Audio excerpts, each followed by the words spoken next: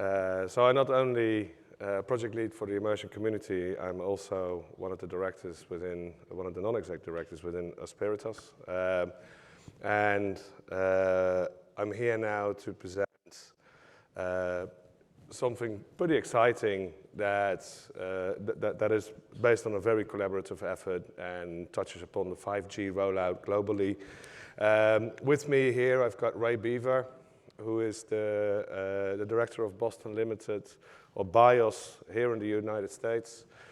And before getting into the actual 5G situation and the 5G relation and the edge deployment relation, I'm going to give you a little bit of background on what the style of immersion is that we're talking about.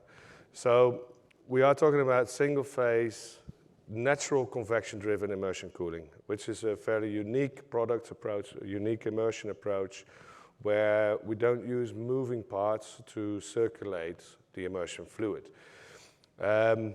It's a solution that has gained recognition for the high safety requirements as part of also the immersion requirements qualification process, which is in particularly relevant for edge deployments and edge installations.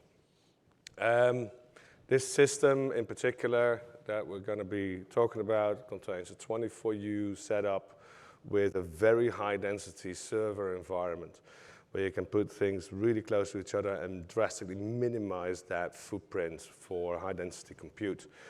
And there's a reason why this is a very collaborative effort, because IT integration is key to a successful immersion deployment. And this is why I'm here together with Beaver, who is our partner for this specific integration project. And it does contain a very thorough server validation. So one of the things that we do, that we focus on, is doing the homework before something is deployed, making sure that everything works to the actual maximum spec that needs to be deployed. We also, so I think I mentioned the high safety requirement that we met, but also high availability we're compliant with. As mentioned, 24U, it's the footprint of one of these tanks is exactly the same as a 19-inch rack, right? But it can deal with a lot more energy density than with minimal cooling requirements compared to an air cooling system. The way that the Asperitas system works is with natural convection, as I mentioned, so which means that any heat that is being applied to components within the immersion system warms up the fluid that it's in touch with, and that fluid expands, right? The warming up the fluid makes the fluid expand, which makes it rise to the surface. On the sides, we cool that down again with facility water-cooled heat exchangers where the fluid sinks, and that means we have a natural circulation system. The more energy you put in, the more flow you're going to get, the more fluid is going to displace itself. So this is, in particular for these kind of installations, a very compelling type of technology, very compelling implementation of liquid cooling, because there's no moving parts. Edge combined with remote facilities, this is where these kind of engineering angles really pan out. It's based on the fluid that is being used. It's based on the shell fluids. You've seen Puneet present earlier about the OCP specs for the fluid and the material compatibility studies. So there's a lot of material studies that we do in combination with these fluids as well. System has got a dual hull. Well, you guys can read this. We've presented some of these materials before. In particular, what is important here is that high safety requirements. So the system contains a lot of fault detection, contains a lot of sensors which measure things like the fluid volume, the fluid level, and water detection. And it contains a management system that will automatically engage based on any kind of detected faults. So it sends out messages, it detects, for example, if there is water in the system or whether the system is overheating, and it takes action against that. So it's a very intelligent system. It's based on a DSIM implementation, like PLC.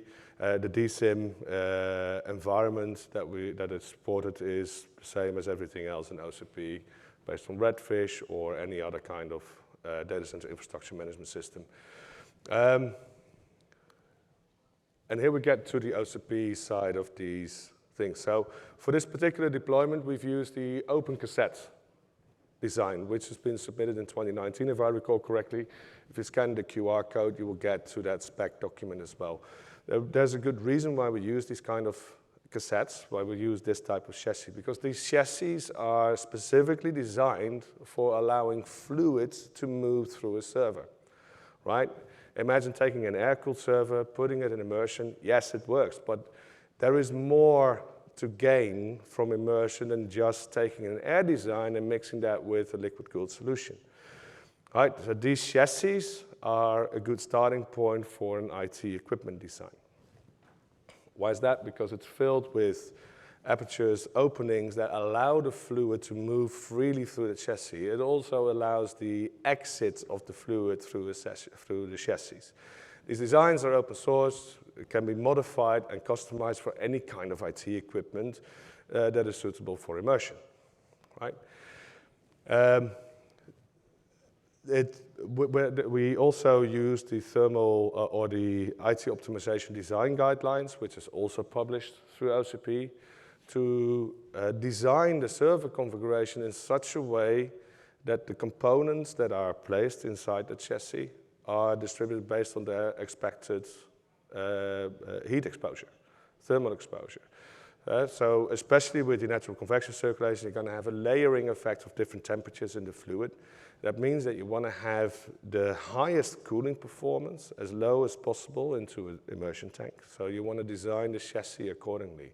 And this doesn't only go for natural convection-based setups, right? Also in mechanical circulated systems, you want to have the highest heat loads as close to your cooling source as possible, because those are the determining components for your thermal tolerance, for the heat tolerance of a system, right? And those are usually also the most expensive components in a server, right? CPUs, GPUs, you name it. And the validation process consists of simulation, prototyping, and also long-term testing. Now, when it comes to the edge deployments, Ray, maybe you want to speak to this.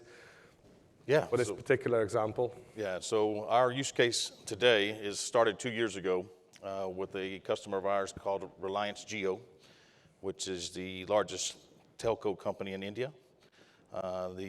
The objective is to expand 5G rolled out through across the country, and they are the leading data processing company doing that at the moment.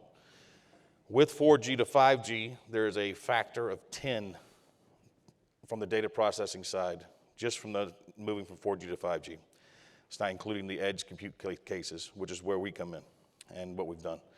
We've installed systems in the edge in order to put compute closest to the applications. We're going to have a influx of applications, business applications are going to need compute power and at the edge, where currently we don't have that. This particular solution we've installed and deployed, and if you look at the influx of data that's been represented here by 10 factor from 5G, if you look at the reporting currently, 2013, or from 2023, at the end of 2023, we're going to have 50% of all IT infrastructure will be at the edge. It's going to be installed at the edge. From at the end of about 2025, we're looking at enterprise data being the majority of compute and infrastructure being run at the edge and pushed in to the data center. Yeah, it might be good to add to that as well. When we're talking about the edge, a lot of data center companies are defining their edge facilities as, hey, large facility next to a city. When we're talking about edge, we're talking about deployments actually within the city boundaries, smaller compute installations that are distributed in areas where you can't build data centers, right? Yeah, you have a disaggregation of CPU, compute, storage, and things like that are happening and getting accomplished in a traditional data center, pushing to the edge compute. and we need to get the edge computing out to the remote locations. 5G rollout, as we all know, is going to be pushed with multiple towers, multiple new infrastructure buildings that are going to be needed just from the spectrum alone. So we are seeing anticipated growth of the compute power out that direction. So part of the challenge here, part of the goal here, which is stated by Reliance Jio, is, hey, every one of these facilities needs to be able to incorporate 20 to 50 kilowatts of IT, right? Normally you would say, hey, that's not a huge deal. But if you consider the amount of power that you need to facilitate that amount of compute, you're talking about 100 kilowatt installations spread out across cities where the power envelope may not exist at all, right? So that is, that means that there is a strong focus on high efficient hardware, high efficient type micro facilities, where you don't need the overhead. You can't just build a traditional way, design a traditional type IT and compute environment when you're building out in the hottest cities in India. Which is what we're showing here, right? So the varied temperatures that range from 30 degrees to 50 degrees, 86 Fahrenheit to 122, are the areas that we're dealing with, and we need infrastructure. Traditional air cooling and the power infrastructure just can't handle that at the moment. So in our scenario, which we'll show later, we've done away with the need for that much power and anticipated the overhead of the power consumption that's currently used. CapEx, OpEx, 60 to 80% power consumption, as we all know, in the data center cooling side of the infrastructure. And the deployment complexities of the edge data center involve building large quantities of edge data centers and how we do that, right? In a traditional setup, the infrastructure is just not in place for us to be able to do that. Costs associated with that, manpower going out, checking facilities, things like that. So to have a look at what we've actually created, we've used a Supermicro platform where we've optimized with the design guidelines for immersion optimized IT equipment. If you want to download the paper, you can just scan the QR code. It will give you the paper. We've published that in 2019, as mentioned earlier. Yeah, so this scenario is the collaborative effort between all the parties involved here: Asperitas, Boston, AMD, Micron, and Supermicro for the particular customer. Well, we've chosen an off-the-shelf solution, but it's been catered to this particular application for the customer. So we'll see that later on in the scenarios on how we've done that in this particular scenario where Rolf has shown the sled itself that we've used, taken the motherboards out, put it in the sled, and then leverage that and increase the performance of the application for the customer, which is the number one priority. Yeah, and especially this hardware selection is specifically aimed at a very specific application. So this is just one of the examples of the platforms that we're deploying there, right? So this is just focused on the data processing platform, and the specific hardware selection is tailored to that specific application. This matters, and why that matters will come back later on as well when we're looking at the actual results over 2 years, right? Because if you're talking about true efficiency in the edge and you want to minimize that energy footprint and maximize your compute capacity within a limited power envelope, these things all add up. So it starts with the application, then comes the IT hardware, and then comes the next step, which is the optimization for immersion in this case, right? So part of that optimization process includes the fluid and the thermal optimization of the platform. So here you can see on these images,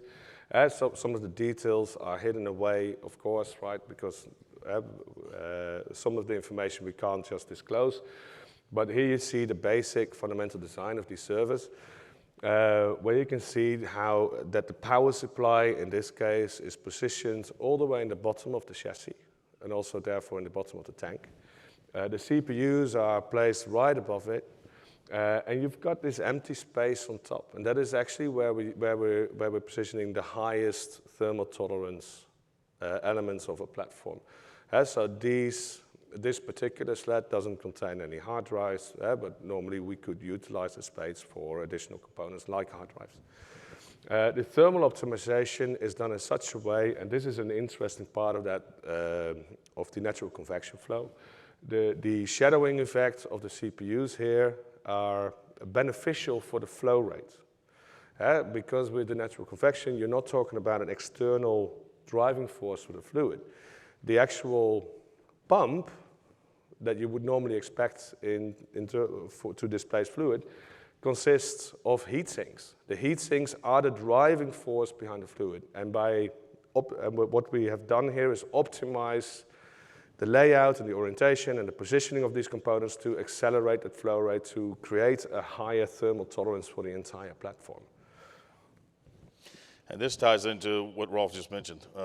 Because we chose off-the-shelf hardware, what we've experienced is a scenario where open community can come in and help. It's kind of hard to see the diagram here, the charts, but essentially what we're looking at is the left side is the default heatsink in the server, right side being another off-the-shelf server. And if you look... Heatsink, sorry. If you look at the left, you see the bottom green lines, which is the base frequency of the CPU, and then the easiest way is going to be the top dotted red line, which is going to be the turbo side boost of the CPU. These are AMD EPYC CPUs. And what we see is that just by changing fin and different CPUs, right, the displacement between the heat from the thermal, from the fluid itself, as opposed to traditional air cooling, we see an increase in performance that we're able to leverage across the CPU. And that's just by changing the heatsink. Yeah, so the difference between the left and the right graphs is the difference in heatsink selection based on fin pitch, fin thickness, and fin shape. So the fin shape or the heatsink shape has not been modified here. So we're still talking about a similar shape, similar type of heatsink. It's just the fin thickness and fin spacing has been optimized as far as you can with off-the-shelf stuff. That little graph in the middle shows you the extent to which the potential is achieved for what you could achieve with the heatsink optimization. You can see based on the filled bars that this is only a minimal adjustment, right? And the effect here is significant. So you can see the blue line here there on the left, which is across the fixed red line. So apologies for the complexity here in the graphs, right? But it shows the actual clock speed at maximum performance at a given measured temperature by the CPU. What you see on the left side is that it's somewhere in between the base frequency, the base clock, and the turbo clock. On the right side, but just optimizing slightly that heatsink with the exact same parameters, what you see is a significant increase in CPU performance where it's where you normally would expect a turbo load to operate under.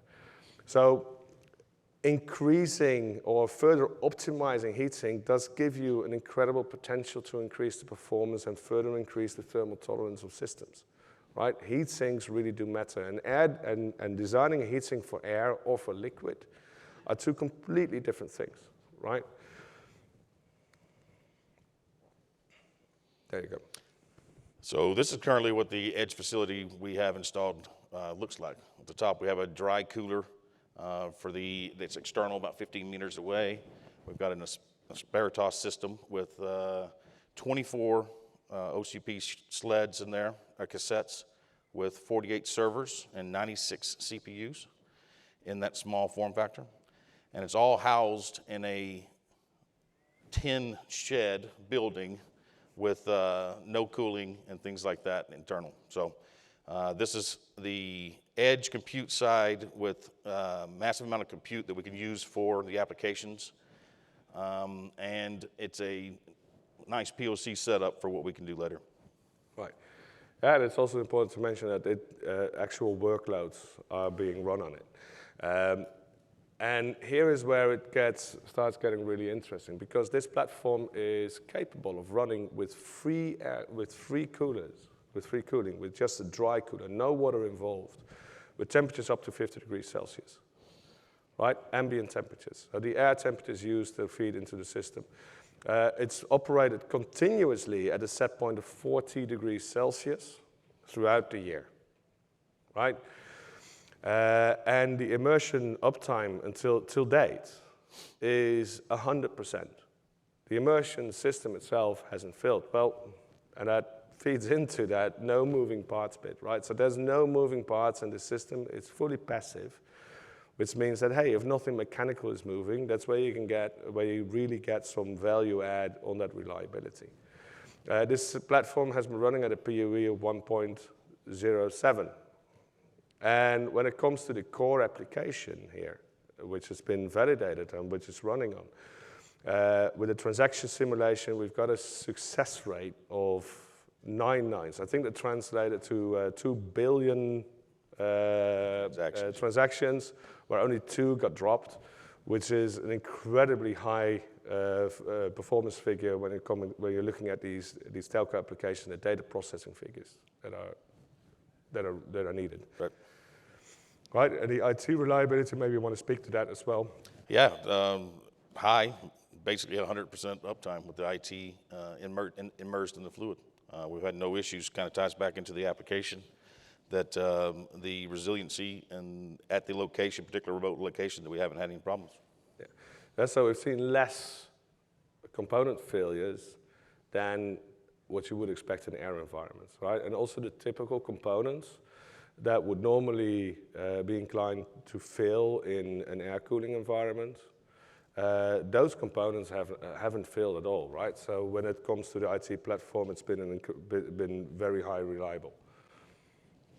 And that comes into, well, it's not fully 100%. There's been some minor issues which are normal, nothing out of the ordinary. And like I said before, no components that you would normally expect. And nothing more than you would otherwise expect with an air rack. I'm just going to explain this table a bit, right? So the PUE achieved, we had, there's 3 columns there. One column states the actual goal that the customer wanted to achieve with this. The measured column shows the actual result of what has been deployed. And the potential is how much further we can take this. So I'll start with that PUE that we've achieved, right? The goal that was set, hey, we'd like to get a PUE of 1.08, see if you can make that with immersion cooling.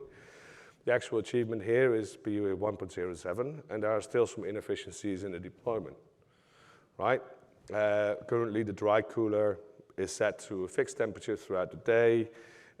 Some of the systems are not properly optimized for this kind of edge deployment, and I'm talking mostly about the facility side elements, which are part of the overhead. I mean, the tank is passive. There's no energy being consumed by the tank.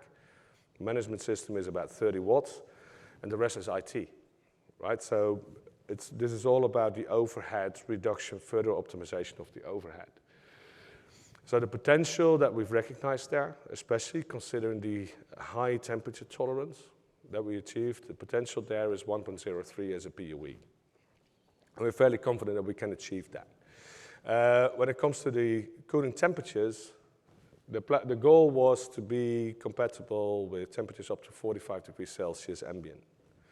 The platform has been operational with temperatures up to 48.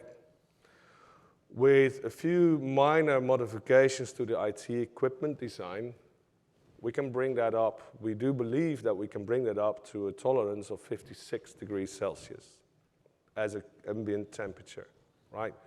For a platform like this, high-density data processing, right? And the cooling delta T, which is an indicator, the cooling delta T means the difference between the water input, the water feed, and the water return, right? We're working with a delta of 8 degrees Celsius currently for this platform at the highest temperatures, right? So there is a lot of heat being collected by the setup. We expect that we can increase that gap still. What does it mean? If you can increase the delta T, you can work with reduced flow rates, with reduced pump overhead power, getting more efficiency out of it, and a higher potential for rejecting high-grade heat, which even in a hot environment in India, can be used for reuse purposes. And this is a key element when it comes to edge deployments. You want to find ways of maximizing that reuse, maximizing the efficiency of your overall setup. When it comes to the platform load, the benchmark of the server systems, the original server systems in air is for the collective utilization of all these servers that are immersed is around 30 kilowatt. With the maximum application load, we've measured that the actual power consumption doesn't exceed the 16 kilowatts, which means that, again, it adds further potential for optimizing the platform hardware combination further, right? Which also means that, hey, you know what? If that platform has such amount of headroom, you could increase that potential application load on the platform itself to achieve more. So you don't need as much hardware as you would traditionally need, even in these very high temperatures, right? And the core application performance has exceeded any expectations that anybody had there. Yeah, so our proven values here is if anybody's been to India, the high sulfur content in the air is a mitigating factor that we've done with the stainless steel involved in the Asperitas and the Immersion. We've avoided that high corrosion just by using that system. The passive technology that's built in with the convection and the liquid and the heat dissipation has been great because there's no moving parts for us to have to maintain at the location.